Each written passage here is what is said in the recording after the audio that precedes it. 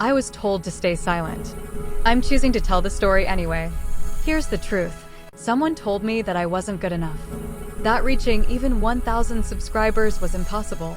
That my stories, intense, emotional, unapologetically dramatic, wouldn't find their audience. But here's what I know, you're my audience.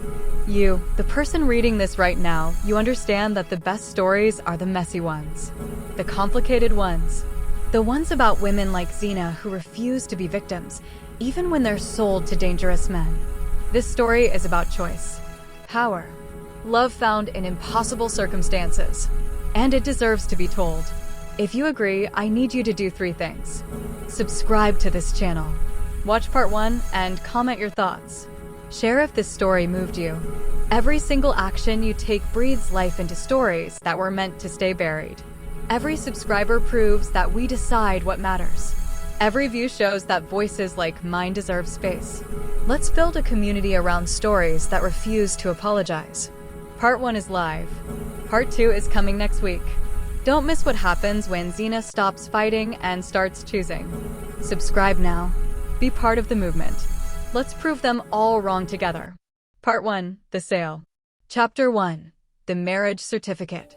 The fluorescent lights of the Los Angeles County Jail flickered overhead as Xena Trump pressed her palms against the grimy glass partition, staring at the man who'd destroyed her life. Marcus Trump looked nothing like the father she remembered from childhood. Gone was the confident businessman who'd once driven a Mercedes and promised her the world. In his place sat a hollowed-out shell, gaunt, trembling, his brown skin ashen with fear, his eyes darting around the visitation room like a trapped animal. "My little girl," he said through the phone, his voice cracking. "You gotta understand, I had no choice." No choice? Xena's voice cut through like ice. At 26, she'd learned to armor herself against disappointment, but this was beyond anything she'd imagined. You gambled away Mom's life insurance. You took out loans against the house she left me. And when that wasn't enough, you borrowed from the fucking Korean Mafia. Keep your voice down. Why should I keep my voice down, Father? Everyone already knows, Dad. The loan sharks came to my apartment. The one I've been paying for with 2 jobs since you drained my savings account dry. She fought back tears, refusing to let them fall. How much do you owe them? Xena asked. Marcus's Adam's apple bobbed as he swallowed.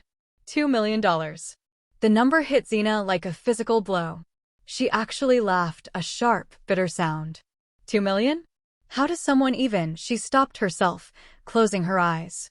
You know what? I don't care. I'm done. Whatever happens to you now, you earned it. She started to hang up the phone. Xena, wait. Marcus pressed his hand against the glass, desperation bleeding through every pore. They're not going to kill me. They're taking something else instead. Something in his tone made Xena's blood run cold. What do you mean? There's a man, Gu Junpyo. He runs the Korean operations on the West Coast. Marcus's voice dropped to a whisper. He's the devil, Xena. People who cross him disappear. But he's given me a way out. What way? Marcus couldn't meet her eyes. He's agreed to forgive the debt completely. And I get to walk away alive. In exchange for what? But even as she asked, Xena felt the truth settling into her bones like poison. You, Marcus whispered. In exchange for you. The visitation room tilted. Xena gripped the counter to keep from falling, her mind refusing to process the words she'd just heard. You're selling me? Her voice sounded distant, disconnected from her body. Your own daughter? It's not like that. Then what is it like? Xena slammed her palm against the glass, making other visitors jump. Explain to me how selling your daughter to a gangster isn't exactly what it sounds like. He's not going to hurt you. Marcus was crying now, pathetic tears streaming down his face. He needs a wife. For appearances, political reasons. It's a business arrangement. You'll live in luxury, have everything you could want. Do you think I care about any of that? I can't believe that you are saying this to me. Xena stood, the chair scraping against linoleum. You know what? I've made a decision. I won't be involved in your mess again. You have proven to me today that I am nothing but a commodity that you can sell at will. Xena, please, they're coming for you tomorrow. All I plead is for you to cooperate with them. Because running won't be an option. Gu Junpyo has promised to treat you well. He's a man of his word. He's a criminal. And so are you. Xena hung up the phone, ignoring Marcus's muffled shouts through the glass. She walked out of that jail with her head high and her heart in pieces, already planning her escape. She couldn't believe that her life was about to be ruined by her own father. Xena's apartment in Koreatown was already ransacked when she got home. The door hung open and the lock shattered. Inside, every drawer had been emptied. Her laptop was gone. Her phone, even the burner she'd wisely left at a friend's place, was smashed on the floor. They'd been thorough. On her bed, arranged with deliberate care, lay a single outfit, an elegant black dress, designer heels, and underneath, a note in precise handwriting. Asterisk tomorrow. 6 p.m. The Peninsula Hotel, Presidential Suite. Come willingly and your father lives. Run and watch him die slowly. I always keep my promises. GJ asterisk. Xena crumpled the note in her fist, rage and terror warring in her chest. She had no money. Marcus had seen to that. No family except a father who'd sold her. Her few friends were struggling themselves and couldn't hide her from an organization that had clearly already tracked her every move. She was trapped. That night, Xena didn't sleep. She sat on her violated bed, holding the only photo she had left of her mother, a beautiful woman with the same deep brown skin, the same determined eyes. Her mother had died of cancer when Xena was 19 and had made Xena promise to be strong, to build a good life. I'm sorry, Mama, Xena whispered to the photograph she was holding. I tried. I really tried. At 5:30 p.m. the next day, Xena put on the black dress. It fit perfectly, which somehow made everything worse. They'd known her measurements and had been watching her long enough to know everything about her body. She applied makeup with steady hands, making herself beautiful out of spite. If she was being sold like a prize mare, she'd at least look like she was worth $2 million. The heels were Louboutin, probably costing more than 3 months of her rent. Xena took grim satisfaction in hoping they hurt Gu Junpyo's wallet. A black Mercedes appeared outside her building at exactly 5:50 p.m. The driver didn't speak or even look at her. He just opened the door and waited. Xena climbed in, her chin held high, refusing to show fear. The Peninsula Hotel rose before them like a glittering prison. Xena had walked past it 100 times and had never imagined she'd enter as property being delivered. The presidential suite was on the top floor. The elevator ride felt like descending into hell, even as the numbers climbed higher. The doors opened to a private foyer. 2 men in black suits, clearly security, stood flanking an ornate double door. They were Korean, built like mountains, and their eyes tracked her with professional assessment. Neither of them smiled nor spoke. One of them simply opened the door. The suite beyond was obscene in its luxury. Floor-to-ceiling windows overlooked Los Angeles like the city was something to be owned. The furniture probably cost more than Xena would make in a lifetime. Art that belonged in museums hung casually on walls. And standing by those windows, backlit by the setting sun, was the devil himself. Gu Junpyo. He was younger than she'd expected. And he was devastatingly handsome in the way of men who knew exactly how deadly they were. Sharp jaw, perfectly styled black hair, a suit that was definitely custom and probably cost 5 figures. His posture radiated power, control, and absolute certainty. When he turned to face her, Xena felt the full force of his attention like a physical blow. His eyes were dark, intense, and utterly unreadable. They swept over her from head to toe, not leering, but assessing, cataloging his new acquisition. Xena Trump. His voice was deep, accented, and sent involuntary shivers down her spine. You came. Did I have a choice? Her voice was steady, thank God. No. He said it simply, without apology. But you could have made this difficult. Force me to drag you here. It will be much more fun to play hide and seek with you. He said with a smirk. What do you want from me? Xena asked with an irritated facial expression. Gu Junpyo moved closer, and Xena forced herself not to retreat. You're more beautiful in person. The photographs didn't do you justice. How long have you been watching me? 6 months. since your father's debt reached a point where he couldn't possibly repay it. He circled her slowly, like a predator evaluating prey. I wanted to ensure you were worth the investment. Investment. Zena's hands clenched into fists. Is that what you call human trafficking? I call it a business arrangement. Your father owed me $2 million plus interest. He offered you in exchange. And I know that you would interest me. Gu Junpyo stopped in front of her, so close she could smell his expensive cologne with notes of cedar and something darker. The paperwork is already filed. As of 6 p.m. today, you are legally my wife. Zena looked at him with disbelief. What? Did your father not explain? This wasn't a mistress arrangement, Zena. You're my wife now. Bound to me legally, financially, in every way that matters. He pulled out his phone, showed her a marriage certificate. She noticed her signature was forged. Welcome to the family. Gu Junpyo said to her with a smile that didn't reach his eyes. Zena couldn't breathe. Her vision was tunneling, black spots dancing at the edges. She was going to pass out or throw up or sit. Gu Junpyo's hand gripped her elbow. It wasn't gentle, but it wasn't painful either. He guided her to a chair. She wanted to fight him, to scratch his eyes out, to scream. But her body had other ideas, prioritizing oxygen. She bent forward, dragging air into her lungs. That's it. Slowly. His hand moved to the back of her neck, oddly steadying. The shock will pass. You, Zena could barely form words. You forged my signature. This isn't legal. I can report you. Gu Junpyo chuckled at her words. To whom?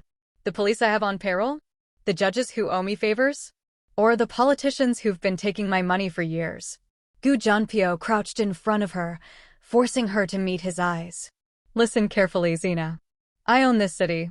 Not officially, but in every way that matters. You have no allies, no resources, and no power. You belong to me now. The sooner you accept that, the easier this will be for you. I will never accept this. Zena's voice was venomous. You can forge documents and threaten my father and trap me here, but you can't make me accept it. Something flickered in his eyes. It vanished before she could identify it. We'll see about that. He stood, moving to a bar cart. Do you care for a drink? I don't drink with heartless monsters. Suit yourself. He poured an amber-color liquid into a crystal glass. Let me explain how this works. You live here now. This suite is yours. You have a credit card with no limit. A wardrobe is being prepared. You'll have everything you could want materially. Except freedom. Except freedom, he agreed easily. You'll attend events with me as my wife. You'll smile, be charming, play the role. In private, you can hate me all you want. But in public, you're the devoted Mrs. Gu. And if I refuse? Your father will bear the consequences for your actions. And believe me when I say I will make his death painful. And I'll make you watch every moment of it. He said it so matter-of-factly, like he was discussing the weather. I don't bluff, Zena. I don't make threats I won't follow through on. So when I tell you that you'll play this role, I mean it. The only question is whether you do it with your father alive or dead. Zena wanted to cry. She wanted to break down and sob for the life she'd lost, the future that had been stolen. But she wouldn't give him that satisfaction. I hate you, she said clearly. I will hate you every single day for the rest of my life. Gu Junpyo's smile was cold. I can live with that. Hate is better than indifference. At least it means you're paying attention. He drained his whiskey, set the glass down with a soft click. Your bedroom is through there. He gestured to a door. Mine is separate. I'm not interested in forcing myself on an unwilling woman. We'll share this space, but not a bed. Not unless you ask. I would rather die. So dramatic. But there was something in his tone, which Zena couldn't quite point out. You'll find clothes, toiletries, everything you need. We have a charity gala tomorrow night. Your first appearance as my wife. I expect you to be ready by 7. And if I'm not? Then I'll dress you myself. Either way, you're going. Gu Junpyo moved toward the door. Oh, and Zena? Don't try to leave. The suite is monitored. The exits are guarded. And if you somehow make it past my security, I'll have you back within a few minutes. And then his smile was terrifying. Then we'll discuss consequences. He left, the door closing with a soft click that sounded like a prison cell locking. Xena sat in that obscenely expensive chair, in that obscenely expensive dress, in her obscenely expensive cage, and finally let the tears fall. She cried for her mother, who would have fought tooth and nail to prevent this. She cried for her father, who'd been too weak to do the same. She cried for herself, for the life she'd been building, nursing school, independence, and freedom. It was all gone. It was traded for a gambling debt and a piece of paper that said she belonged to a monster. When the tears finally stopped, something else rose in their place. It was rage. Cold, crystalline, clarifying rage. Gu Junpyo thought he'd bought her. Thought $2 million and some forged documents has made her his property. He'd given her luxury and expected gratitude, or at least compliance. But he was wrong. Xena stood and wiped her face and walked to the bedroom he'd indicated. It was an enormous king bed. It had a separate sitting area, a bathroom that was bigger than her entire old apartment. The closet was already full of designer clothes in her exact size. Dresses, casual wear, evening gowns, shoes, jewelry. A fortune in fabric and gems. Xena took grim satisfaction in planning how to destroy it all. But not yet. First, she needed to understand her enemy. Learn his weaknesses. And find the cracks in his armor.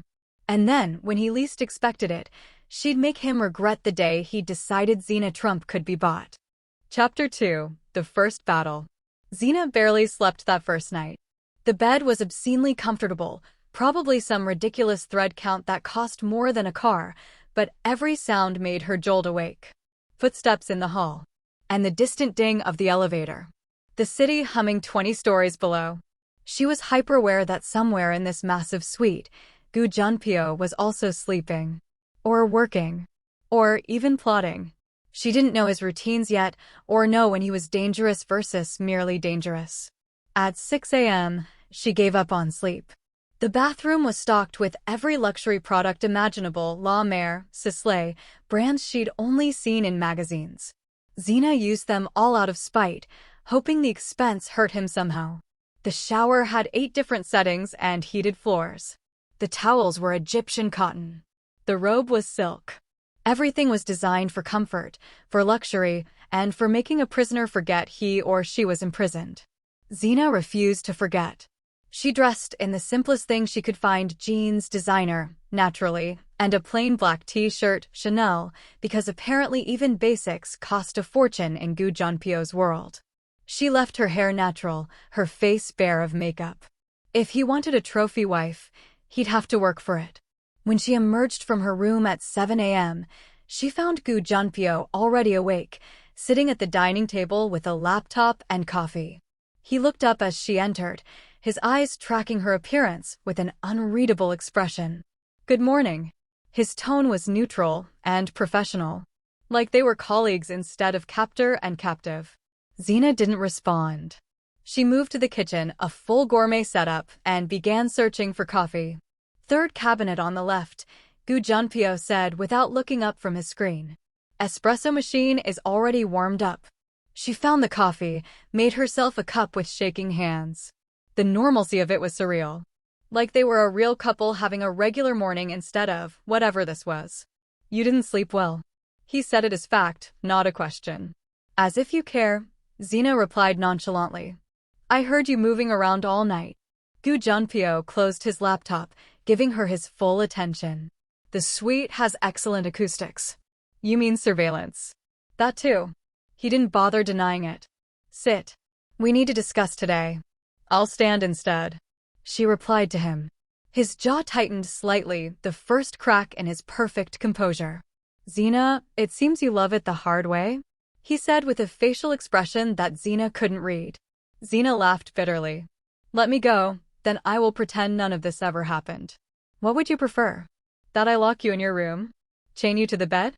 "I'm giving you freedom within boundaries." "Freedom within boundaries isn't freedom. It's a nicer cage." Xena set her coffee down hard enough to slosh. "Let me be clear, since you seem confused. I don't want your clothes.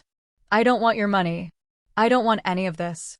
The only thing I want is to go home and never see your face again."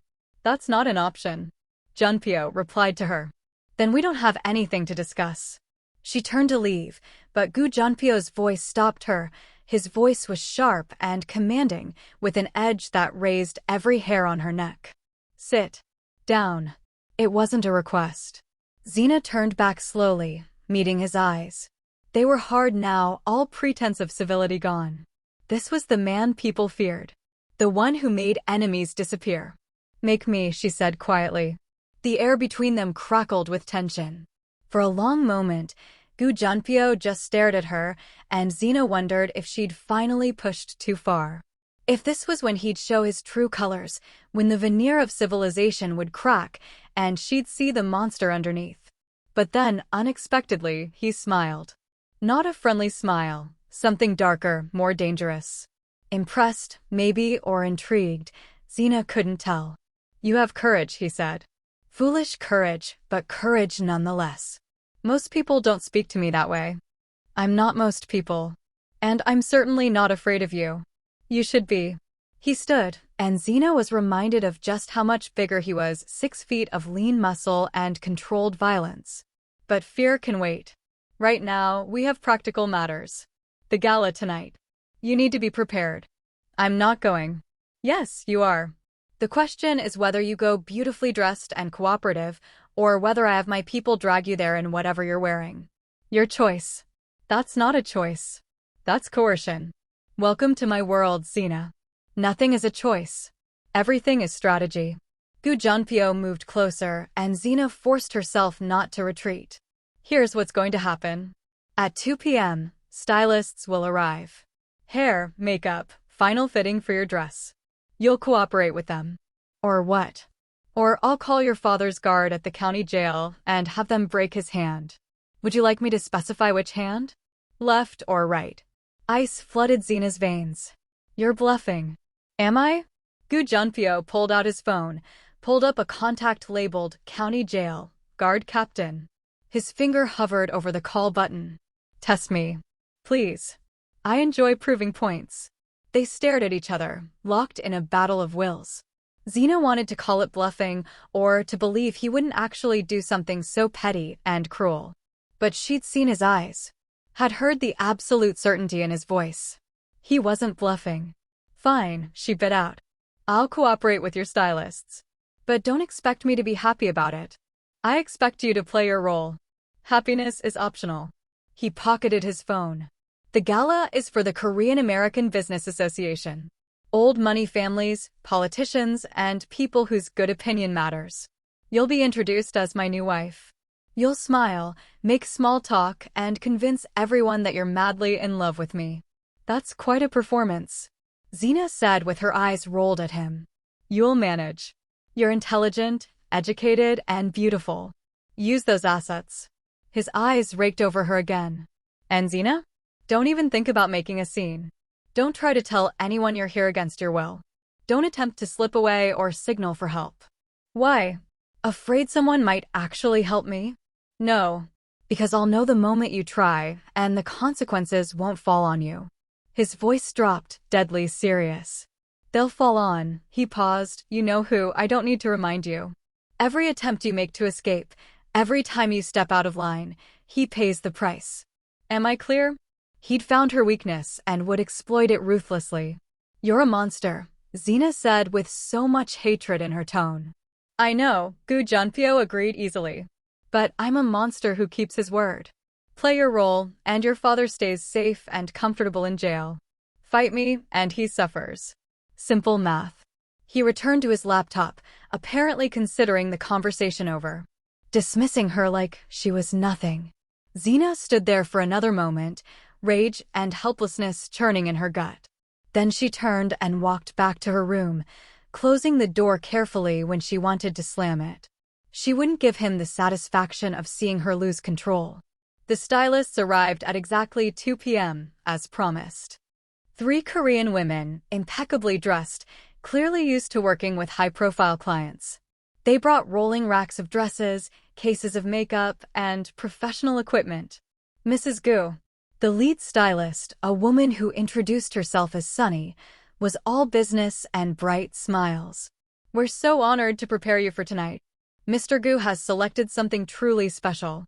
Of course he had. Probably something designed to show her off like property. For the next 3 hours, Xena was poked, prodded, painted, and dressed.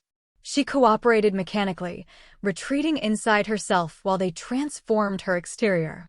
The dress Gu Junpyo had selected was admittedly stunning, a deep emerald silk that complemented her brown skin beautifully, with a neckline that was elegant rather than revealing, and a skirt that flowed like water. The jewelry was real diamonds, the shoes custom-made. When they finished with her hair, which was swept up in an elegant updo that showed off her neck, Xena barely recognized herself in the mirror.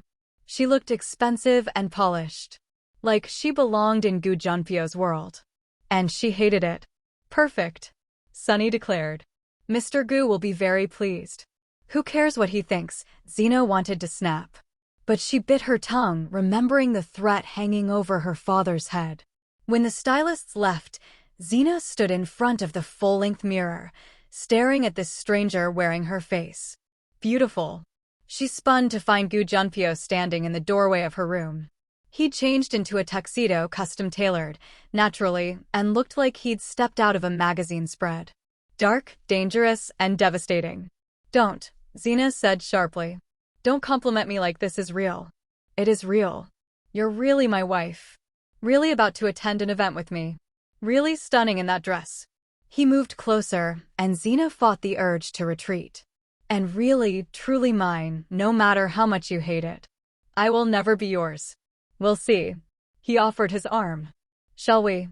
Xena ignored the offered arm, walking past him toward the door. She heard his soft chuckle behind her, amused by her defiance, which only made her angrier. The car waiting downstairs was a Rolls-Royce. They rode in silence, Xena staring out the window at the city lights, Gu Junpyo doing something on his phone. The tension was thick enough to choke on. One more thing, he said as they pulled up to the Beverly Hills Hotel where the gala was being held.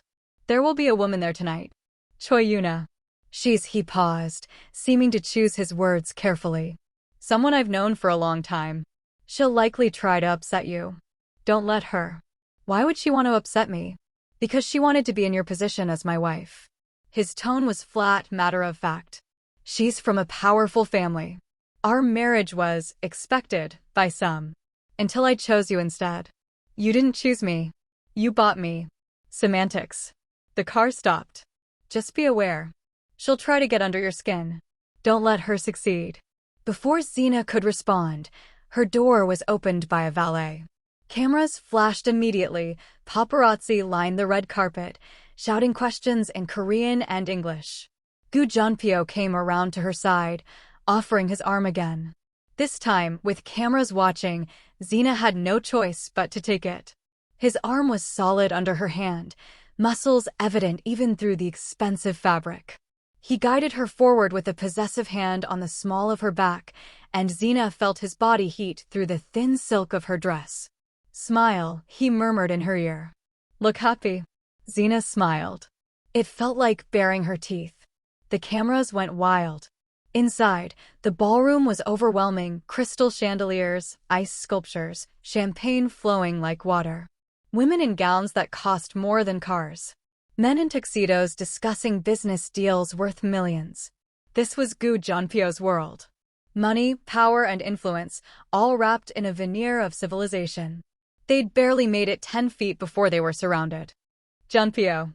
A distinguished older man approached, speaking rapid Korean. Gu Junpyo responded in kind, then smoothly switched to English. Mr. Park, allow me to introduce my wife.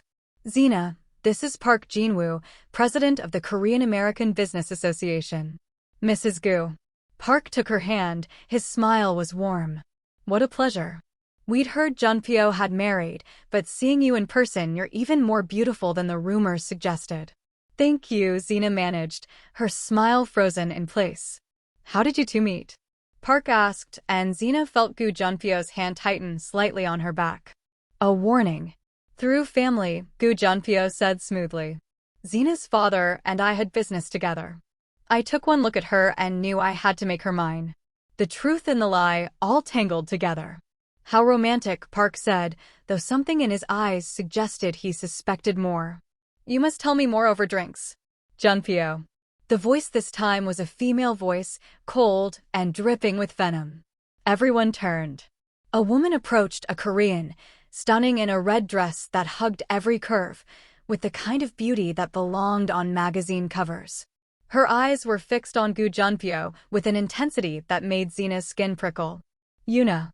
Gu Junpyo's voice was carefully neutral. You look well. Do I?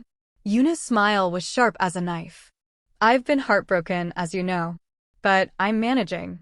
Her eyes slid to Zena, assessing and dismissive in the same glance. So this is the infamous new wife. How unexpected. The insult was subtle but clear. Unexpected meant wrong. Meant didn't belong. Zena, this is Choi Yuna, Gu Junpyo said. An old friend. Friend. Yuna laughed, the sound brittle. Is that what we're calling it? I suppose the woman you promised to marry before you bought yourself a replacement doesn't roll off the tongue as nicely. The words hit like a slap. Around them, people were starting to notice the confrontation, conversations dying as they turned to watch. Yuna. Gu Junpyo's voice held a warning. Not here. Why not? Everyone's wondering. Everyone wants to know how Gu Junpyo, who's been courting me for 3 years, suddenly shows up married to. She looked Zena up and down. Some nobody from America. No family, no connections, and nothing to offer. Makes one wonder what you have that I don't. The racism wasn't even subtle. The implication that Zena was somehow less than, somehow beneath them, hung in the air like poison. Zena felt Gu Junpyo tense beside her, felt him about to intervene. But something in her snapped. She'd been sold, threatened, forced into this dress and this role. She'd swallowed her pride and played along for her father's sake. But she'd be damned if she'd let this woman or anyone make her feel ashamed of who she was. You're right, Zena said clearly, her voice cutting through the sudden silence. I don't have your family connections. I don't have your pedigree or your social standing. She smiled, and it was all teeth. But I have something you apparently don't. Oh. Yuna's eyes flashed dangerously. And what's that? Him. Zena turned to Gu Junpyo, slid her hand up his chest in a gesture that looked possessive and intimate. She felt him go very still. Whatever my circumstances, whatever you think you know, the fact remains I'm wearing his ring. I'm the one he chose. And you're the one who got left behind. The crowd around them made collective sounds of surprise and delight, nothing like drama at a society gala. Yuna's face went white then red. You little. Careful, Zena interrupted, her voice dropping to something dangerous. You're making a scene. People are watching. Wouldn't want to damage your reputation by showing everyone how bitter you are, would you? It was a gamble. A huge gamble. Zena had no idea how Gu Junpyo would react to her taking control of the situation, or to her playing the role so convincingly. But when she glanced at him, she saw something unexpected in his eyes. Approval. And something darker and hungrier. If you'll excuse us, Gu Junpyo said smoothly, his arm sliding around Zena's waist. My wife and I have other guests to greet. He guided her away, leaving Yuna standing there, humiliated and furious, while whispers erupted around them. They made it to a quieter corner before Gu Junpyo turned her to face him. That, he said quietly, was not what I expected. You told me to play the role. I played it. You did more than play it. You claimed me. In front of everyone. His eyes searched hers. Why? Because she was a bitch who needed to be put in her place, Zena said flatly. And because I may be your prisoner, but I'm not going to be treated like I'm less than anyone here. You realize you've made an enemy. Yuna doesn't forgive easily. Good. Neither do I. Zena held his gaze. You want me to pretend to be your wife? Fine. But I do it my way. I'm not going to simper and apologize for existing. If that's a problem, you should have bought yourself a more obedient trophy. For a long moment, Gu Junpyo just stared at her. Then, slowly, he smiled. It was different from his previous smiles, genuine, almost, with an edge of respect. You continue to surprise me, Zena Trumpku. Zena rolled her eyes at him, but didn't say a word.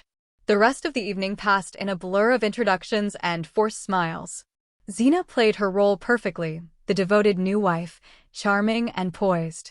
She laughed at jokes she didn't find funny, made small talk about things she didn't care about, and let Gu Junpyo touch her, hand on her back, arm around her waist, without trying to be stubborn.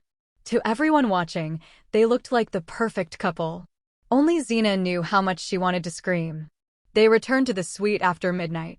Xena's feet were killing her from the heels, her face hurt from smiling, and she felt emotionally drained. "You did well tonight," Gu Junpyo said as they entered. "Better than I expected." "High praise from my kidnapper." "You keep using that word." "I prefer to think of it as a business arrangement." "You would." Xena kicked off the torture devices masquerading as shoes. "Can I go to bed now? Or do you have more performances scheduled?" "Just one more thing." Gu Junpyo moved to the bar, poured 2 glasses of wine. "Sit with me for minutes." "I don't want." "Please."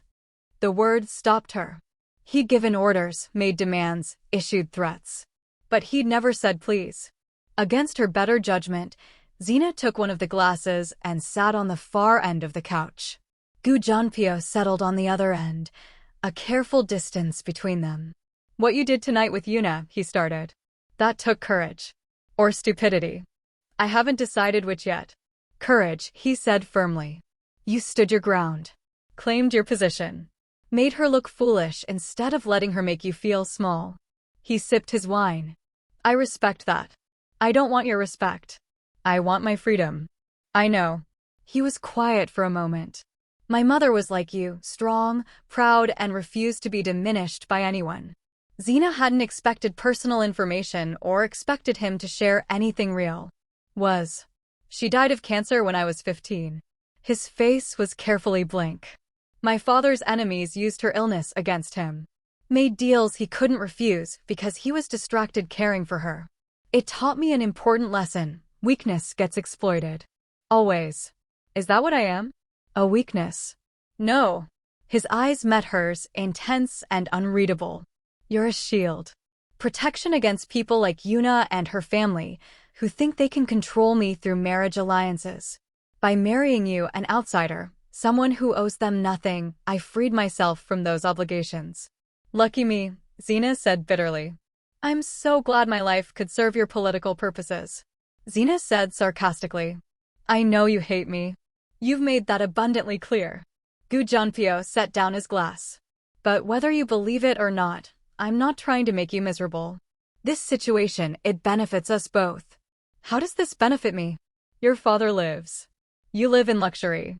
You're protected by the most powerful organization on the West Coast. You'll never want for anything material. Except freedom, personal choice, and a life that's actually mine. Xena stood, done with the conversation. You can dress it up however you want, Junpyo. You can tell yourself you're not the villain. But you bought a human being. That makes you a monster, no matter how expensive the cage is. She walked toward her room, but his voice stopped her. Xena. She didn't bother to turn, but she stood without moving. What you said tonight, that you have me, that I chose you, did you mean any of it? Or was it all performance? The question caught her off guard. She studied his face, looking for the angle, the trap. But he looked genuinely curious. Maybe even vulnerable. Does it matter? She asked. Yes. Junpyo replied honestly.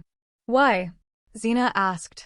Because if it was all performance, then you're an even better actress than I thought. But if there was even a shred of truth, he stood and moved closer. Then maybe this doesn't have to be a war. It will always be a war, Xena said quietly. Because you took something from me that I can never get back. My choice, autonomy, and my future. No amount of wine or personal confessions or momentary vulnerability changes that. I understand. Junpyo replied, almost sounding disappointed. Do you? Because from where I'm standing, you understand power and control and getting what you want. But you don't understand what it's like to have everything stripped away or to be reduced to property. You're right, Gu Junpyo said. I don't understand that. But I'm trying to make this bearable. There is no bearable, Xena interrupted. There's only surviving. And I will survive this, Junpyo. I will survive you. And when I find a way out, and I will find a way out, I'm taking my father and disappearing. And you'll never find me. If you believe that, then it means you don't understand who I am. Oh, I understand exactly who you are. Xena moved closer, close enough to see the flecks of gold in his dark eyes. You're a man who thinks money and power solve everything. Who believes people are commodities to be bought and traded. Who's so used to getting what he wants that the word no doesn't compute. And yet, Gu Junpyo said softly, I haven't forced you into my bed and haven't hurt you or done any of the terrible things I could have done. That has to count for something. It counts for you not being a rapist. Congratulations. You've cleared the lowest possible bar. His jaw clenched. You're determined to see me as a villain. You made that easy by buying me. Xena replied back to him. They stood there, locked in a staring contest, tension crackling between them like electricity. Xena was acutely aware of how close they were, how she could feel the heat radiating from his body, how his eyes had darkened with something that might have been anger or might have been something else entirely. Go to bed, Xena, Gu Junpyo said finally, his voice rough. Before one of us says something we can't take back. You mean before I say more truths you don't want to hear? Before I do something we'll both regret. The words hung between them, loaded with meaning. A threat? A promise? Xena couldn't tell. She turned and walked to her room, feeling his eyes on her back the entire way. Only when her door was closed and locked did she let herself breathe. That night, Xena lay awake in her expensive prison, replaying the evening. The confrontation with Yuna. The way she'd claimed Gu Junpyo in front of everyone. The look in his eyes afterward. She'd played her role too well. Had let herself get drawn into the fiction. And for a moment, just a moment, when she'd touched him, when she'd said, I have him, it hadn't felt entirely like a lie. That terrified her more than anything else. Because hating Gu Junpyo was simple, clear, and justified. But if she began to see him as human, complex, flawed, anything other than the monster who had stolen her life, she knew she was heading toward a danger far greater than any she had faced before. Chapter 3. The cracks begin to show. Xena woke to the sound of shouting in Korean language. It was rapid and furious, clearly coming from somewhere in the suite. She grabbed her robe and cracked open her door and began to listen. Gu Junpyo's voice was cold and commanding. Another man's voice was arguing back. Then a sound that made her blood run cold rang out. It was a gunshot. Xena froze, her hand on the doorknob. Someone had just fired a gun in the suite, where she was trapped. She backed away from the door, looking around her room frantically for something, anything, she could use as a weapon. The lamp was too light. The shoes were too impractical. She settled for the heavy marble bookend on the nightstand. Footsteps approached her door. Xena raised the bookend, with her heart hammering. The door opened. Gu Junpyo stood there, his white shirt splattered with blood. Oh my God, Xena started. It's not mine, he said quickly. Put that down before you hurt yourself. What happened? I heard. Business. He replied immediately. His face was hard. All the brief vulnerability from last night was completely gone. Stay in your room. Don't come out until I tell you. Did you kill someone? The words burst out before she could stop them. Is there a body out there? No body. Just a warning. Gu Junpyo's eyes were flat and emotionless. This is what I am, Xena. What I do. If you forgot after last night's pretty party, let this remind you. He started to close the door. Wait, Xena called. Are you hurt? He paused. Why do you care? I don't. But if you die, I don't know what will happen to me. Or my father. How practical. But something flickered in his eyes, disappointment maybe? I'm fine. Stay in your room. The door closed. Xena heard him giving orders in Korean. She heard movement and activity for the next hour. She sat on her bed, clutching the bookend, jumping at every sound. Finally, silence fell. Xena waited another 30 minutes before cracking her door open again. The suite looked normal. No blood. No evidence of violence. Whatever had happened, it had been cleaned up with terrifying efficiency. She ventured out carefully, half expecting someone to jump out. But the space was empty. On the dining table, she found a note in Gu Junpyo's precise handwriting. Asterisk, I had to leave for the day. Business in San Francisco. I will be back tomorrow. Minho is outside if you need anything. Don't do anything stupid. GJ asterisk. Xena crumpled the note. Her mind was racing. He was gone. For a whole day. This was the first time she'd been alone since her imprisonment began. She could try to leave or try to run. But even as she thought it, she knew it was hopeless. The suite was monitored. The exits were guarded. And even if she somehow made it out, where would she go? She had no money, no phone, no resources. And if she ran, her father will pay the price.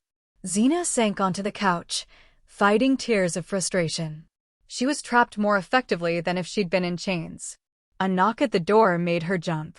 Mrs. Gu. A woman's voice called out to her. It's Dr. Lee. Mr. Gu asked me to check on you. Xena opened the door to find an elegant Korean woman in her 50s, carrying a medical bag. I'm fine, Xena said. I don't need a doctor. Mr. Gu was concerned that the incident this morning might have upset you. He asked me to ensure you're not experiencing shock or anxiety. Dr. Lee's smile was professional but kind. May I come in? What choice did she have? Xena stepped aside. Dr. Lee sat up in the living room, taking Xena's vitals with practiced efficiency. Blood pressure slightly elevated. Heart rate faster than optimal. But nothing to be concerned about. She made notes. Are you eating properly? Or sleeping well? As well as can be expected when you're being held prisoner. Dr. Lee's hands stilled. She looked up at Xena with sharp, assessing eyes. I see. Does that shock you? That your employer is a kidnapper. Nothing about Mr. Gu shocks me anymore. Dr. Lee packed up her equipment. I've been his family doctor for 15 years. I've seen many things. Then you know what kind of man he is. I know he's complicated, dangerous, and capable of terrible things. Dr. Lee hesitated. But also capable of loyalty, protection, even kindness to those he cares about. He's not a simple villain, Mrs. Gu. He bought me, Xena said flatly. Like a property. That makes him a villain in my book. Fair enough. Dr. Lee pulled out a business card. This is my number. If you ever need medical help, or just someone to talk to, call me. Day or night. Xena took the card, surprised. Why would you help me? Because I was married to a powerful man once. A man who controlled every aspect of my life. Dr. Lee's smile was sad. I know what it's like to feel trapped. And I know that sometimes, the only thing that keeps you sane is having one person who sees you as human. After she left, Xena sat alone with the business card, turning it over in her hands. One person who sees you as human. Was that all she had now? Small kindnesses from virtual strangers while the man who owned her played Mafia boss across the state? Xena's phone, the new one Gu Junpyo had given her, probably monitored, buzzed with a text. Unknown number. Having fun playing house with my leftovers? Enjoy it while it lasts. Why? Yuna. Of course. Before Xena could decide whether to respond, another text came through. He'll get bored of you. He always does. And when he throws you away, don't come crying. You were warned. Xena stared at the messages, anger simmering. Then she typed back. Thanks for the concern. But I'm not worried about being his leftovers. I'm too busy being his present. Must hurt, being the past. Z. She hit send before she could second-guess herself. The response was immediate. You stupid bitch. You have no idea what you've gotten yourself into. Neither did you, apparently. And yet here I am, and there you are. Funny how that worked out. No response came after that. Xena felt a small, petty satisfaction. It wasn't freedom. It wasn't justice. But it was something. Gu Junpyo returned the next evening, looking exhausted. His clothes were rumpled, his tie loosened, and dark circles were visible under his eyes.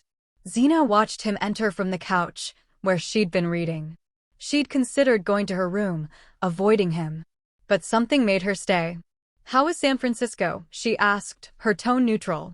He looked surprised that she'd spoken to him. Productive and tiring.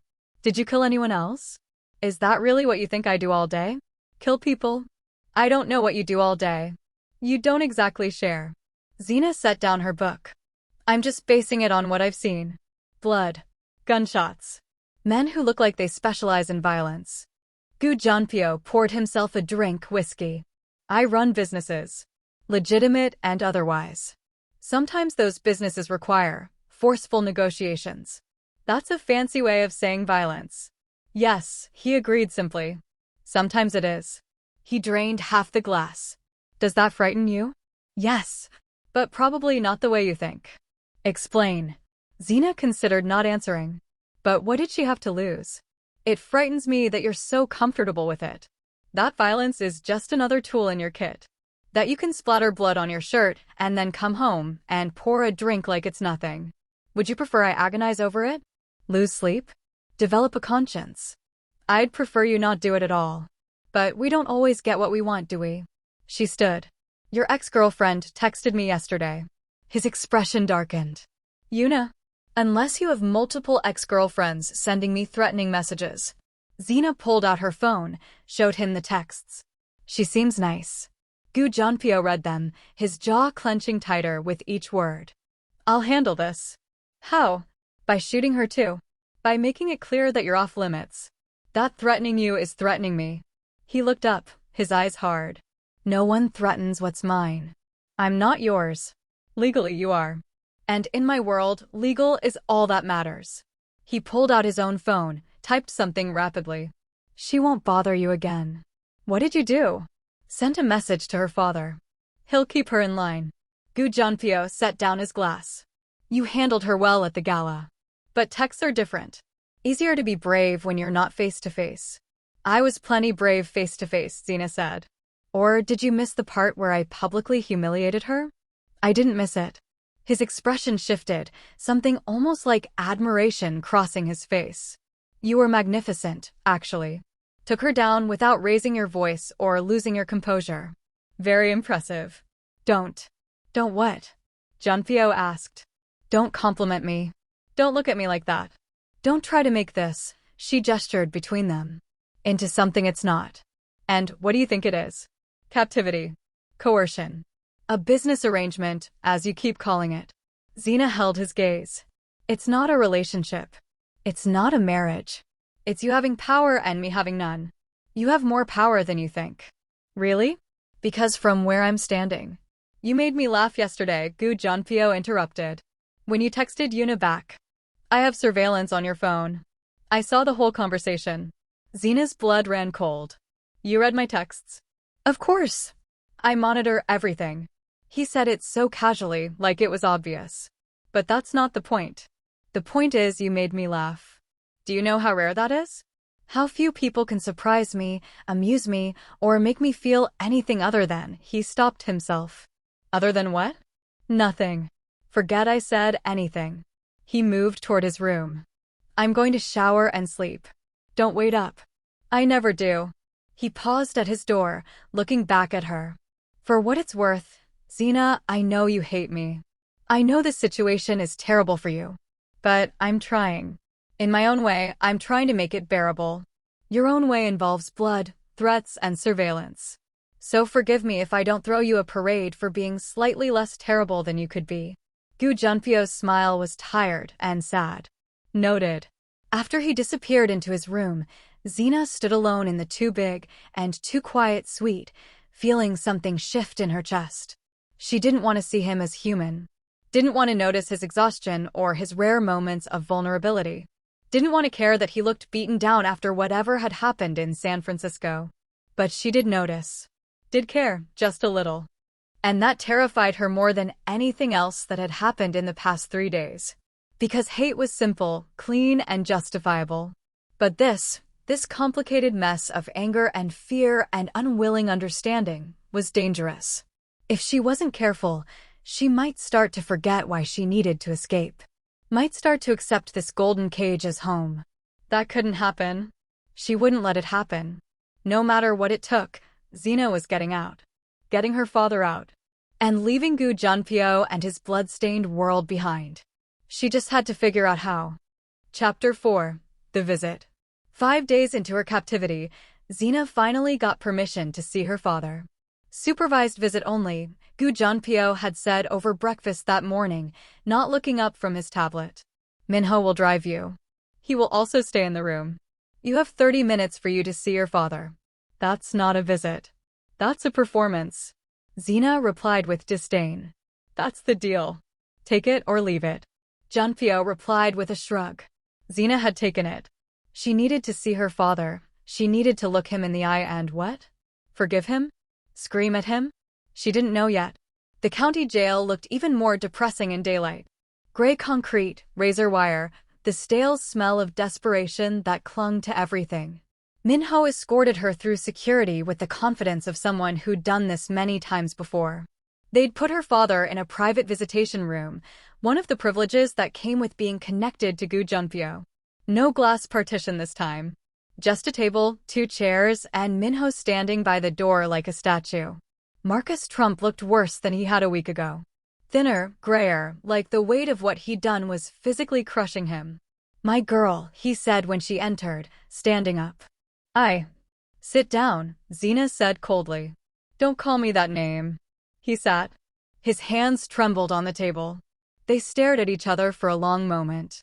Xena catalogued the changes, the hollowness in his cheeks, the new lines around his eyes, the way he couldn't quite meet her gaze. How are you? Marcus asked finally. Has he hurt you? Physically? No. In every other way. Xena laughed bitterly. What do you think, Dad? You sold me to a gangster. How do you imagine I'm doing? I had no choice. Stop saying that. Xena's voice cracked like a whip, making Marcus flinch. Even Minho shifted slightly. You had 1,000 choices. You could have gone to the police. Could have declared bankruptcy or could have run. You could have even done literally anything except trade your daughter like livestock. They would have killed me, he replied sadly. Then you should have died.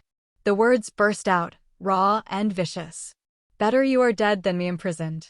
Better you are gone than me married to a monster who monitors my every move and threatens my life if I don't smile pretty for his business associates. Marcus's eyes filled with tears. Xena, please. Does he treat you well? She leaned forward, her voice dropping to something dangerous. Your new benefactor? Does Gu Junpyo make sure you're comfortable here? I bet he does. I bet you have protection, privileges, maybe even luxuries. All because you gave him what he wanted. It's not like that. Then what is it like? Explain it to me, Dad. Make me understand how selling your only child was the right move. Marcus wiped his eyes, his hands were still shaking. I was desperate. They were going to kill me slowly and painfully. They sent pictures, Xena. Pictures of what they do to people who can't pay. I was terrified. So you made me pay instead. I thought, his voice broke. I thought he'd be good to you. Gu Junpyo, he's powerful and wealthy. I thought maybe you'd be safe with him. Protected. Maybe even happy eventually. Happy? Xena stood so fast her chair scraped across the floor. You thought I'd be happy being sold? Being forced into a fake marriage with a man who kills people and calls it business? Being trapped in a golden cage with no freedom, no choice, no end life. I'm sorry. Marcus was crying openly now. I'm so sorry, baby girl. If I could take it back. But you can't. And now we both have to live with what you did. Xena grabbed her purse, ready to leave. Then stopped. Actually, no. You have to live with it. I'm going to find a way out. I'm going to get free of him, and when I do, I'm disappearing. And you'll never see me again. Xena, wait, there's something you need to know. I don't want to hear it. It's about Gu Junpyo. About why he really married you. Marcus stood desperately. It wasn't just to avoid Yuna's family. There's more. Something he's not telling you. Mrs. Gu, Minho said quietly from the door. Time's up. Xena looked between her father and the bodyguard. Part of her wanted to stay, to hear whatever secret Marcus thought was so important. But a bigger part just wanted to leave, to get away from the man who destroyed her life. Goodbye, Dad, she said finally. I hope it was worth it. She walked out without looking back, ignoring Marcus's calls behind her. In the car, Minho was silent for several minutes. Then, your father is a coward. But he does love you, Mrs. Gu. In his way. I don't want to hear that, Xena said sharply. Don't try to defend his actions. I'm not. Just stating facts. Minho navigated through traffic with practiced ease. Mr. Gu asked me to ensure your father stays safe in jail. That his cell is comfortable and that no one harms him. How generous. Xena replied with sarcasm. It is, actually. Mr. Gu doesn't usually care about his debtors after deals are made. But he knows your father's safety matters to you. So it matters to him. Xena turned to look at Minho properly for the first time.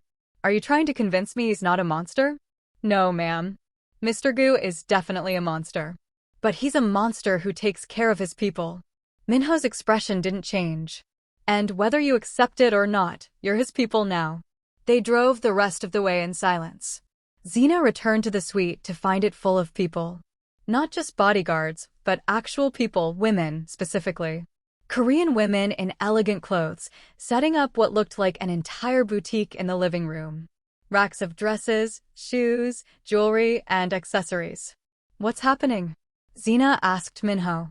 Shopping, he said simply. Mr. Gu arranged it. I don't want. It's not optional, Mrs. Gu.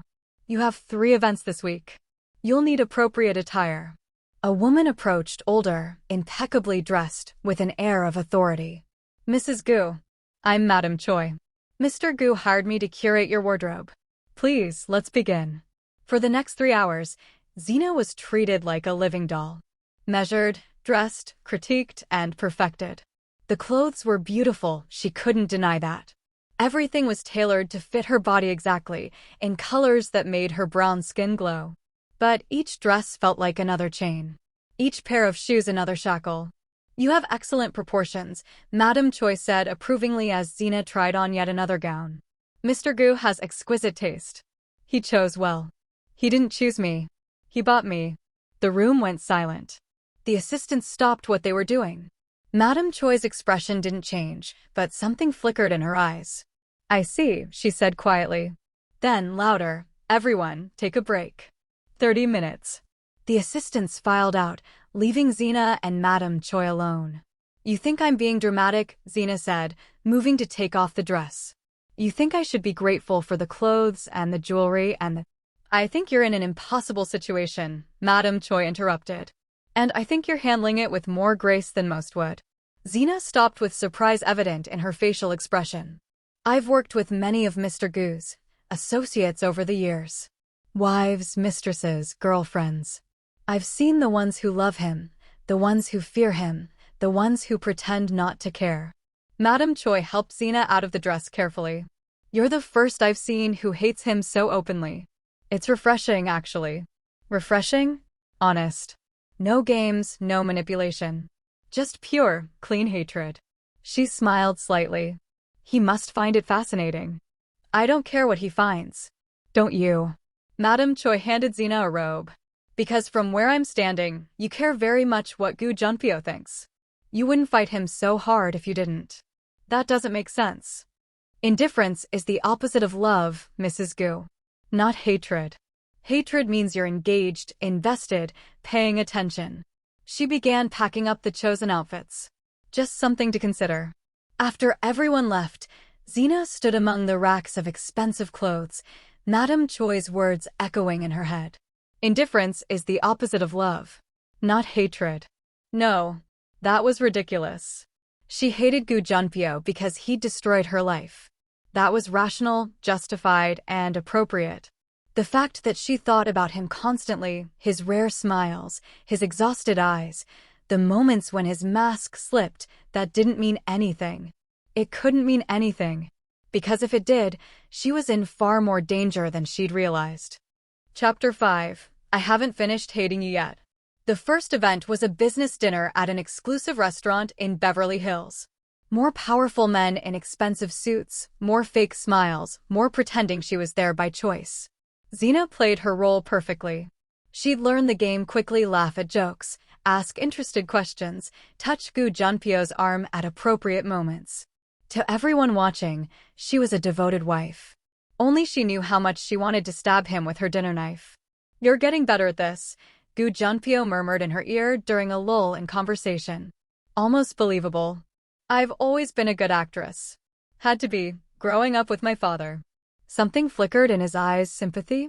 Understanding? It was gone before she could identify it. The dinner dragged on forever. By the time they returned to the suite, Xena's face hurt from smiling and her head pounded from the effort of not screaming. I need air, she said, kicking off her heels. I'm going to the balcony. It's midnight. I don't care. I need to breathe. She walked out onto the suite's private balcony before he could stop her. 20 stories up, the city sprawled below like a glittering carpet.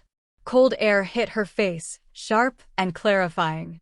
Xena gripped the rail. She closed her eyes and tried to remember who she was before all this. Before designer dresses and fake smiles and Gu Junpyo's dark eyes following her everywhere. Xena. She didn't turn. Go away. It's cold. You'll freeze out here. Good. Maybe I'll catch pneumonia and die. Wouldn't that solve all your problems? Don't. His voice was sharp.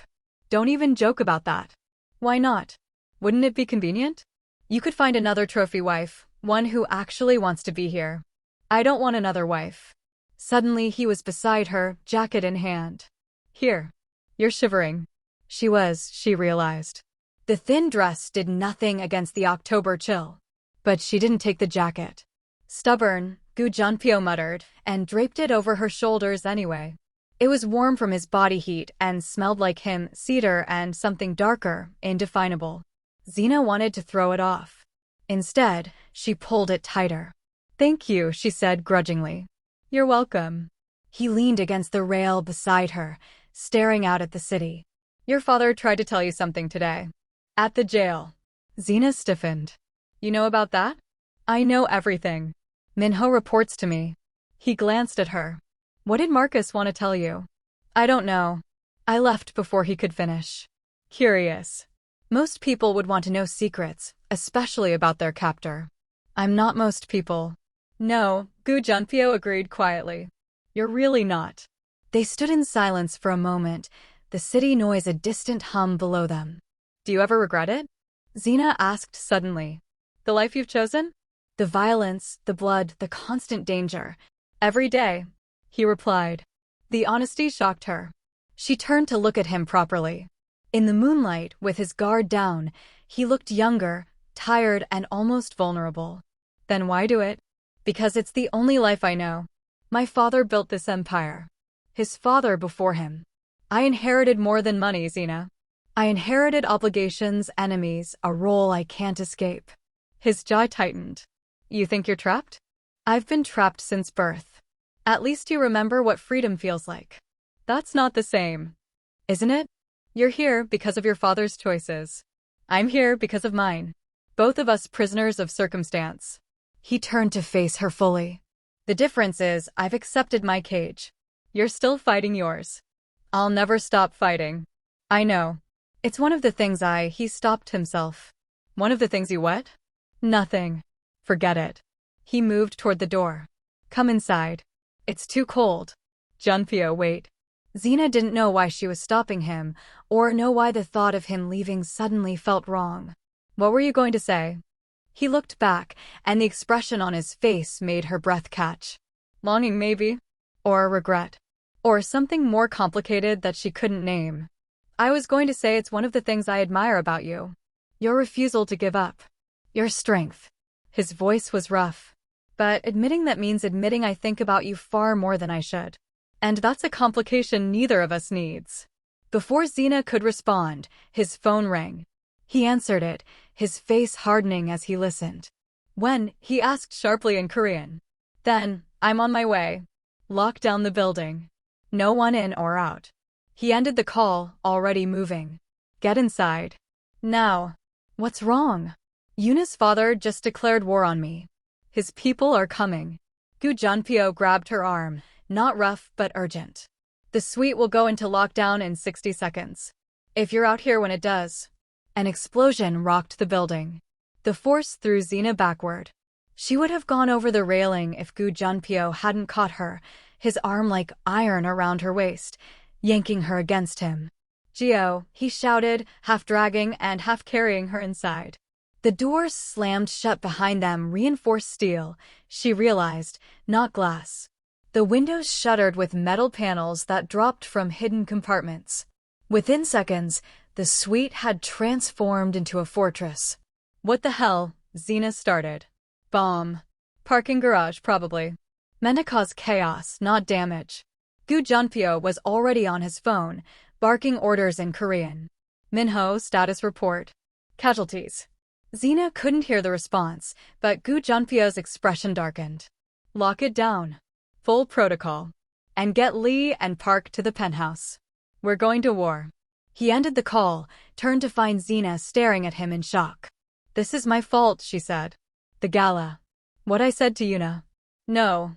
This was coming regardless. Yuna's father has been looking for an excuse to move against me for months. You just gave him a convenient trigger. Gu Junpyo moved to a panel on the wall, pressed his palm against it. It opened to reveal an arsenal, guns, ammunition, and body armor. But he miscalculated. He thinks one bomb will scare me into submission. Will it? Xena asked. No. It'll make me destroy him. He pulled out a gun, checked it with practiced efficiency. Stay away from the windows. Even with the shutters, bullets can penetrate if they're high caliber enough. You're going to fight? Now. I'm going to end this. Tonight. He shrugged on a bulletproof vest. They came to my home, Xena. Threatened my territory. That requires a response. You could die. Yes. He said it simply, loading extra magazines. But I probably won't. I'm very good at not dying. How can you be so calm? Because this is what I do and who I am. He looked at her, his eyes hard and bright. This is the man you hate. The monster. Remember that, when you start thinking I might be human. Another explosion, closer this time. The building shook. Gu Junpyo cursed in Korean. They're escalating. That wasn't part of the plan. He moved to her quickly, pressed a small device into her hand. Panic button. If anyone gets past my men, if anyone breaks into this suite, you press this.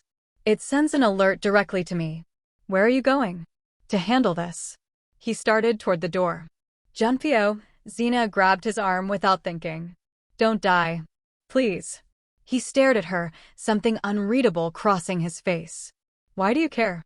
I don't. But if you die, I don't know what happens to me. Or my father. Always so practical. But his hand came up, cupped her face gently. If something happens to me, Minho has instructions. You'll be taken care of. Your father too. You won't be harmed. That's not. Xena stopped herself. What was she going to say? That wasn't what she meant? That she actually did care whether he lived or died. She couldn't say that. Couldn't admit that. Just don't die, she said instead. I haven't finished hating you yet. Gu Junpyo smiled, a real smile, genuine and almost tender. I'll do my best. Then he was gone, the door sealing behind him with a heavy metallic thunk. And Xena was alone in the fortified suite, listening to explosions and gunfire getting closer, clutching a panic button, and trying to figure out when she'd started caring whether Gu Junpyo lived or died. Chapter 6. The Broken Ribs. The next 4 hours were the longest of Xena's life. She sat in the living room, lights dimmed, listening to the sounds of war outside the reinforced walls. Explosions, gunfire. Shouting in Korean. Once, a spray of bullets hit the metal shutters. The sound was like deadly rain. Xena clutched the panic button, her heart racing every time the noise got closer. She thought about Gu Junpyo out there, fighting. Possibly dying. And she hated herself for caring. At 4 a.m., the suite door opened. Xena jumped up, panic button raised like a weapon ready to. Gu Junpyo stood in the doorway. He was alive. But barely. Blood soaked his left side, his vest was cracked from bullet impacts, and his face was spattered with what was definitely not his blood. It's over, he said. Then his legs gave out. Junpyo. Xena was across the room before she could think, catching him as he fell, her hands slipping on blood. Oh my God, you're shot. It's nothing serious. But his breathing was labored, his skin pale under the blood. I had to make sure you were safe first. You idiot, you should have gotten medical attention. I couldn't. Not until I knew you were okay. His eyes found hers, intense despite the pain. Are you okay? I'm fine. You're the one bleeding all over my hands. Xena helped him to the couch. Her hands were shaking. Where's Dr. Lee? Someone call. Already on her way. Minho appeared in the doorway, looking grim but uninjured. ETA 5 minutes. He refused treatment until he saw you. That's stupid. That's love, Minho said quietly, then looked surprised he'd said it out loud. Xena ignored that, focusing on Gu Junpyo. Where are you hit? How bad is it? Bullet grazed my ribs. Cracked at least 2, maybe 3. Some shrapnel in my shoulder. Nothing vital. He tried to smile. I've had worse. That's not reassuring. Xena grabbed towels from the kitchen, pressed them against his bleeding side. You could have died. You probably should have died. How many people were shooting at you? Lost count, around 15. His hand came up and covered hers where she pressed the towel. But I couldn't die. I made you a promise. What promise? That I'd come back. His eyes were starting to glaze, shock, probably, or blood loss. Couldn't break that. Not to you. Dr. Lee burst in. Her medical team were behind her. They swarmed Gu Junpyo with professional efficiency, cutting away his clothes, assessing damage, starting IVs. Out, Dr. Lee ordered Xena. I need space to work. No. Xena surprised herself. I'm staying. Mrs. Gu. I said I'm staying. She met Dr. Lee's eyes and saw the understanding there. Fine. But stay out of the way. For the next 2 hours, Xena watched as they worked on Gu Junpyo. The bullet wound was indeed a graze, deep but not life-threatening. The cracked ribs would heal. The shrapnel came out in pieces, none of them were critical. He'd been incredibly lucky. Or incredibly skilled. Probably both. He'll need rest, Dr. Lee said finally, washing her hands. Bed rest, ideally. But knowing him, he'll be back to work tomorrow. Can you sedate him? Xena asked. Force him to rest? Dr. Lee smiled slightly. I like you, Mrs. Gu. You're practical. She prepared a syringe. This will keep him out for at least 12 hours. He'll be furious when he wakes up. I'll deal with that. Xena watched as they injected the sedative, watched Gu Junpyo's eyes flutter closed, his breathing evening out. After the medical team left, Minho helped Xena move Gu Junpyo to his bedroom, the first time she'd been inside it. It was surprisingly simple. Masculine, dark colors, but not ostentatious. Almost normal. You should rest too, Mrs. Gu, Minho said. It's been a long night. I will. In a minute. Xena pulled a chair beside the bed, settling in. What happened out there? I need the truth. Minho hesitated, then Mr. Gu went to the Choi family compound. Alone. Alone? With them bombing the building. The bombs were a distraction. He knew that. So while they focused on the attack here, he went to the source. Minho's expression was carefully neutral. He walked into Choi Yuna's father's office and offered a deal, stop the war, or watch his entire organization burn. And they agreed? After Mr. Gu killed 3 of Choi's top lieutenants in front of him? Yes. They agreed. Minho moved toward the door. Your husband is many things, Mrs. Gu. But hesitant isn't one of them. When he decides on a course of action, he commits absolutely. After Minho left, Xena sat in the quiet room, watching Gu Junpyo sleep. He looked different like this, vulnerable and young. The hard edges of his face softened, the constant tension gone from his shoulders. She shouldn't be here. She shouldn't care that he was hurt, or felt that spike of terror when he'd collapsed in the doorway. Chapter 7. The Confession. Xena must have dozed off, because when she woke, sunlight was streaming through the windows and someone was watching her.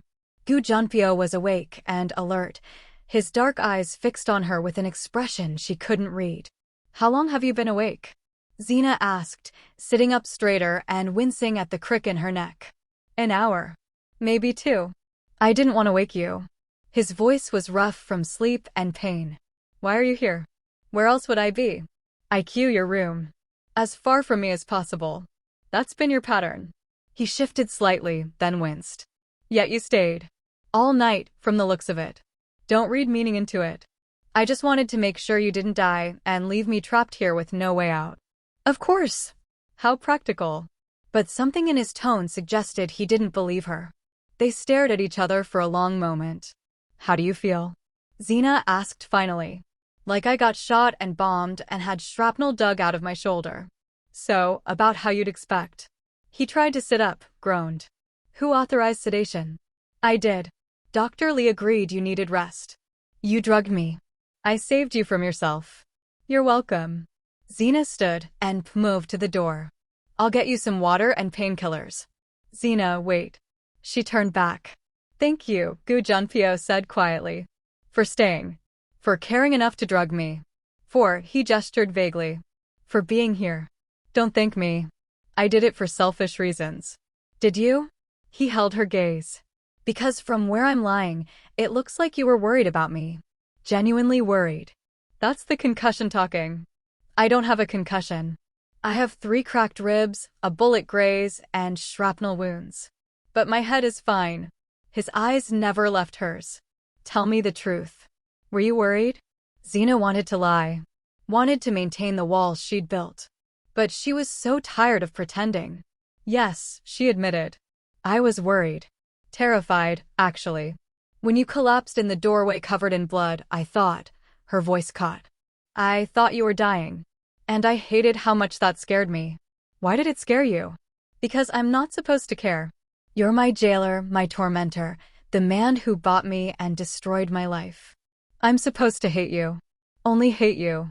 She wrapped her arms around herself. But I don't. Not completely. Not anymore. And that terrifies me more than anything else that's happened. The silence that followed was deafening. Then Gu Junpyo said, very carefully, come here. Why? Please. Just come here. Against her better judgment, Xena approached the bed. Gu Junpyo reached out, took her hand, pulled her down to sit on the edge of the mattress. I need to tell you something, he said. Something I should have told you from the beginning. What? Your father didn't just owe me money. He owed me specifically. Not my organization, me personally. Gu Junpyo's thumb traced circles on the back of her hand. 3 years ago, I helped him out of a bad situation. Another gambling debt, different loan sharks. I cleared it for him. In exchange, he promised me a favor. One favor whenever I called it in. Xena felt ice forming in her stomach. And the favor was me. No. The favor was information about his daughter. Her education, interests, character. I wanted to know what kind of person you were. He paused. Because I'd seen you. What? 2 years ago. You were leaving the hospital where you worked as a receptionist. Someone tried to mug you in the parking lot. You fought back, broke his nose with your elbow, kicked him where it counts, then helped him up after and lectured him about making better choices. Xena remembered that night. Remembered the adrenaline and fear and absurd urge to counsel her attacker. I was in the parking lot for a meeting with a hospital administrator. Corrupt, stealing medication. I was there to make him stop. Gu Junpyo smiled slightly. But I saw you instead. Saw your strength, your compassion even for someone who'd tried to hurt you. And he stopped. You were what? Fascinated and captivated. I couldn't stop thinking about you. His eyes were intense. So I had your father investigated. Found out about his gambling problem and his debts. And I made him an offer I'd clear his debts in exchange for information about you. Not to hurt you. Just to know you. Xena didn't know whether to be furious or flattered. That's stalking. Yes, it absolutely is. He didn't deny it. But I told myself it was harmless. I'd watch from a distance, admire from afar, never act on it. You'd never even know I existed. Then what changed? Your father. 6 months ago, he got into trouble again. Real trouble with people I couldn't control. They were going to kill him, and there was nothing I could do to stop it without starting a war I wasn't ready for. Gu Junpyo's jaw tightened. So I made a deal. I'd take on his debt, $2 million, and I'd marry his daughter. It solved multiple problems. Protected you both, freed me from Yuna's family, gave me what I'd wanted for 2 years, but never thought I could have. Me. Xena pulled her hand away. You manipulated the situation to get me. Yes. You let my father think he was selling me when really, I was buying the excuse to make you mine. Yes. He didn't look away or make any excuses. I'm not going to apologize, Xena. I'm not sorry I did it. But I am sorry I lied about it. Sorry I let you think you were just a transaction when really he stopped. When really what? When really I've been half in love with you since that night in the parking lot. And fully in love with you since you told Yuna she was the past and you were the present. His voice was rough with emotion. You want the truth? Here it is, I didn't buy you, Xena. I orchestrated circumstances to make you mine because I'm a selfish bastard who wanted you and couldn't figure out any other way to have you. Xena stood, her mind reeling. That's not, you can't just. I can. I did. And I'd do it again. Gu Junpyo tried to sit up, but winced, then gave up trying to sit. I know it doesn't change anything. I know you still hate me. But I'm tired of lying. Tired of pretending this is just business when every moment with you is. Stop. Xena backed toward the door. Just stop. I can't, I need to think. She fled to her room, closed the door, leaned against it with her heart racing. He loved her. Gu Junpyo loved her. That should make her more angry. Should make her hate him more. So why did her treacherous heart flutter at the confession? Why did part of her feel relieved that there was emotion behind the transaction? No, Xena told herself firmly. No, no, no. Love doesn't justify kidnapping. Neither did it justify taking away one's choice. He's still the villain. But was he? He'd protected her father. Had made sure she was safe before getting medical attention. Had walked into enemy territory alone to end a war that threatened her. He'd given her luxury, yes, but also respect. Space. Had never forced himself on her sexually despite having every opportunity. And he'd just laid his heart bare, admitted to obsession and manipulation and love, without expecting anything in return. Xena sank onto her bed, head in her hands. She was in so much trouble. Because despite everything, the lies, the manipulation, the stolen freedom, she was starting to fall for Gu Junpyo. And she had no idea what to do about it. Chapter 8. The Choice. For the next 3 days, Xena avoided Gu Junpyo. It wasn't hard. He was confined to bed by doctor's orders, and Xena made sure to time her movements so they wouldn't cross paths. She ate in her room, left the suite only with Minho for brief supervised outings, and generally acted like a ghost haunting the penthouse. But she couldn't stop thinking about his confession. I've been half in love with you since that night in the parking lot. The words played on repeatedly in her head, undermining every defense she'd built. On the 3rd day, Dr. Lee cornered her in the kitchen. You're avoiding him, she said without preamble. I'm giving him space to heal. That's not true. Dr. Lee poured herself coffee. And I understand why. But he needs you, Mrs. Gu. His ribs aren't healing properly because he won't stay still. He's trying to work, take calls, handle business. That's not my problem. Isn't it? You're his wife. Like it or not, his health is your concern. Dr. Lee's eyes were kind but firm. And I think you do care. Otherwise you wouldn't be avoiding him so carefully. You'd just not care at all. After she left, Xena stood in the kitchen, warring with herself. She didn't owe Gu Junpyo anything. He'd stolen her life, manipulated circumstances, and imprisoned her. The fact that he claimed to love her didn't change that. But he'd also protected her, also cared for her and given her freedom within her cage. And nearly died making sure she was safe. That had to count for something. Didn't it? Damn it, Xena muttered and headed toward his room. She knocked. No answer. Junpyo. She opened the door carefully. Are you? He was at his desk. Working, despite his injuries, his face pale with pain, one hand pressed against his ribs. What are you doing? Xena demanded. Dr. Lee said bed rest. Dr. Lee doesn't run my organization. I do. He didn't look up from his laptop. I can't afford to show weakness right now. The Choi family is watching for any sign I can't handle things. So you're going to kill yourself proving you can? If necessary. Now he did look up, and Xena saw the exhaustion in his eyes. What do you want, Xena? If you're here to tell me you still hate me, I've already gotten the message. Radio silence for 3 days is pretty clear. I don't, she stopped. I don't know what I feel. That's the problem. So you've decided not to ignore me anymore? I've decided you're an idiot who needs supervision.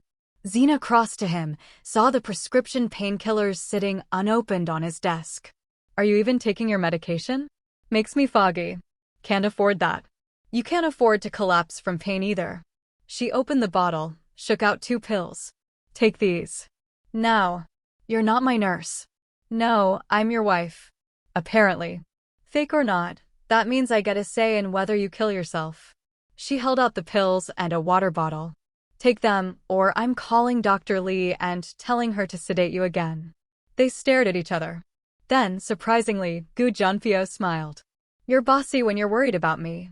I'm not. Xena stopped herself. Fine. Yes. I'm worried about you. Happy? Ecstatic. He took the pills, swallowed them. Anything else, Mrs. Gu? Yes. You're going back to bed. I have work. That can wait.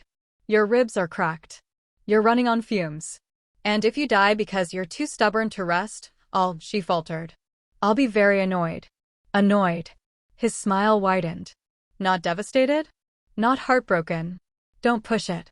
But Xena moved to his side, offered her hand. Come on, you need to rest now. He took her hand and let her help him up. The contact sent electricity through her arm, and from the way his eyes darkened, he felt it too. Xena, he said quietly. I meant what I said. 3 days ago. About how I feel. That wasn't the pain talking or manipulation or... I know. She helped him to the bed, carefully. I believe you. But you still hate me. I should. You've given me every reason to. Xena pulled the blanket over him. But I don't. Not entirely. And I don't know what to do with that. You don't have to do anything. You don't have to forgive me or love me back or... What if I wanted to? The words burst out before she could stop them. What if part of me wants to forgive you? To try? Would that make me weak? Pathetic? Stockholm Syndrome. Gu Junpyo's eyes were intense. It would make you brave. Braver than me, certainly. How? Because I took the coward's way. I forced you into my life because I was too afraid to approach you properly, to risk rejection. He reached up, cupped her face gently. But if you choose to forgive me, choose to try after everything I've done, that's courage. That's strength. That's you being better than I deserve. Xena's eyes stung with tears. I don't know if I can. Every time I start to soften, I remember that you bought me. That you stole my freedom. That I'm here because you decided I should be, not because I chose it. I know. And I'm sorry. Truly, deeply sorry. His thumb brushed her cheek. But I can't undo it. Can't give you back the life I took. All I can do is try to build something new. Something worth having. If you'll let me. And if I say no? If I say I want out. Pain flashed in his eyes, but he said steadily, then I'll let you go. You and your father will be free from everything. I'll disappear from your life completely. Xena stared at him. You mean that? Yes. But 3 days ago you said. 3 days ago, I was desperate and injured and said a lot of things. Gu Junpyo's hand dropped from her face. But I've had time to think.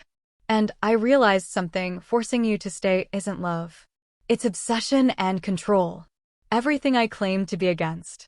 He looked away. So yes. If you want to go, I'll let you go. Even though it will destroy me. This was it. The moment Xena had been waiting for since that first terrible day in the Peninsula Hotel suite. Freedom.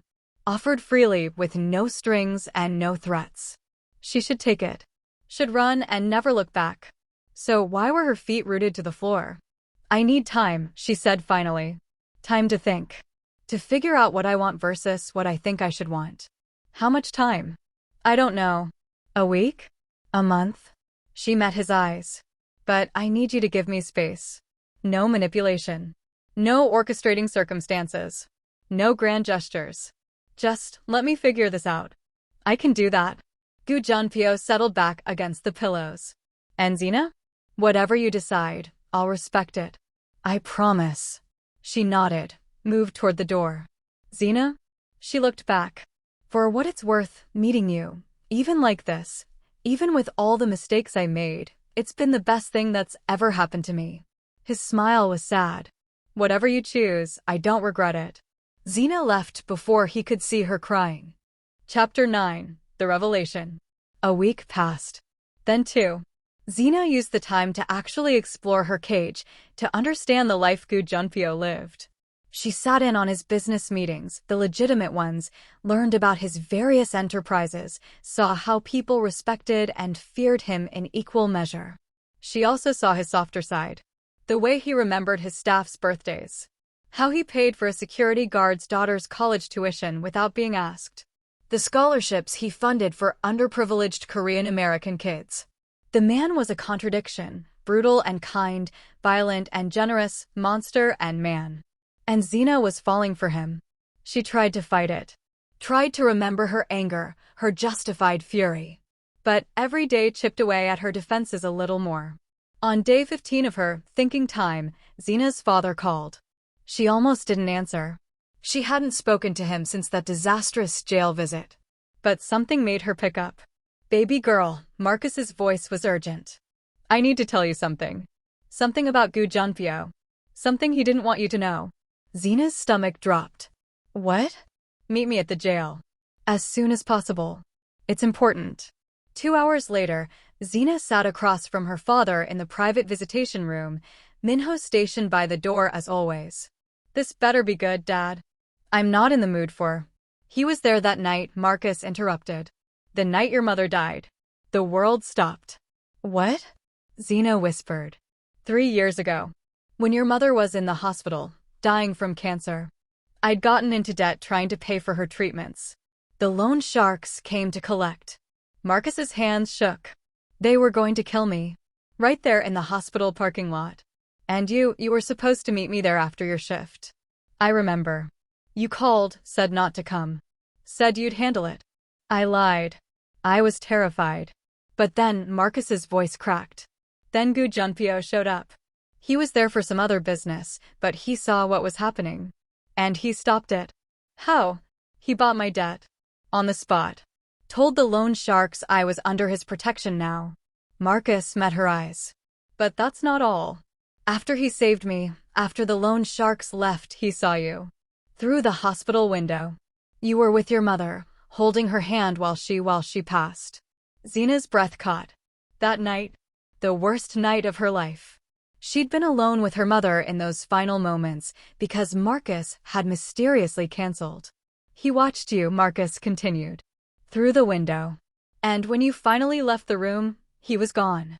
But he'd left something. Money. $50,000 in an envelope. Anonymous. To cover funeral costs and your mother's final bills. That was you. Xena breathed. No. That was him. Gu Junpyo. He saw you at your lowest moment and helped. Didn't ask for anything in return. Didn't even tell you it was him. Marcus's eyes were bright with tears. And he made me promise never to tell you. Said you'd be too proud to accept help if you knew where it came from. Xena's mind was reeling. 3 years. Gu Junpyo had been watching her for 3 years. Had helped her through the worst moment of her life without ever asking for credit or recognition. Why are you telling me this now? She asked. Because he is not as bad as you think he is. And I thought you deserved to know the whole truth. Marcus reached across the table. I sold you to him, my girl. That's on me. But he's been taking care of you in his way since the night your mother died. That has to count for something. After leaving the jail, Xena sat in silence during the drive back. Minho didn't try to make conversation, for which she was grateful. When they returned to the suite, she found Gu Junpyo on the balcony, the same place they'd been the night of the bombing. He was healed now, physically at least, though he still moved carefully. Xena. He turned when she stepped out. How was your father?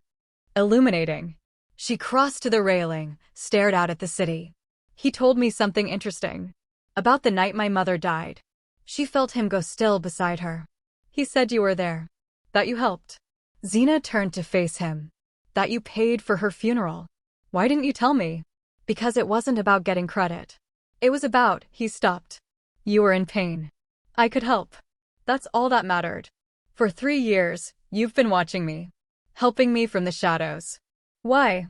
Because I saw you that night, holding your mother's hand while she died, and you were the most beautiful thing I'd ever seen. His voice was rough. Not physically beautiful, though you are. But your love, your strength, your grace in the face of unbearable loss. I couldn't look away. So you've been obsessed with me for 3 years? Yes. He didn't deny it. Completely, utterly obsessed. You can call it stalking. Call it unhealthy. Call it whatever you want. It's all true. It's also, Xena stopped, struggling with her feelings. It's also the most devoted thing anyone's ever done for me, even if it was creepy. He laughed, surprised and genuine. I suppose that's one way to look at it. I've made my decision, Xena said. Gu Junpyo went very still. About? About us. About this. She stepped closer. I've not forgiven you completely. You still stole my freedom, manipulated circumstances, and bought me like property. Those things happened, and I can't just forget them. I understand. His face was carefully blank. When do you want to leave? I don't. Xena reached up, cupped his face the way he'd cupped hers so many times. I don't want to leave. I want to stay. And I want to really try to make this work. Not because I'm forced to, but because I choose to.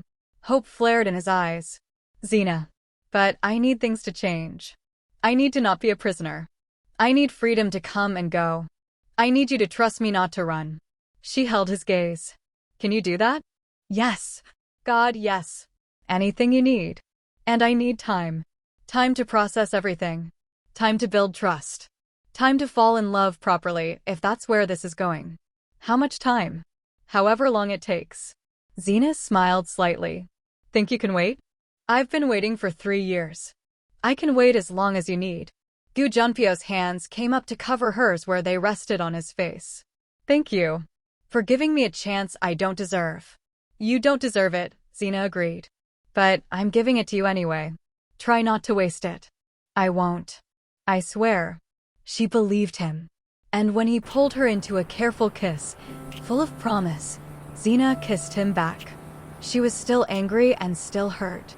Still processing the trauma of the past few weeks. But she was also choosing this. Choosing him. Choosing to try. And maybe, just maybe, that was enough. The end. Part 2 teaser. How will Xena and Junpyo navigate a real relationship after such a complicated start?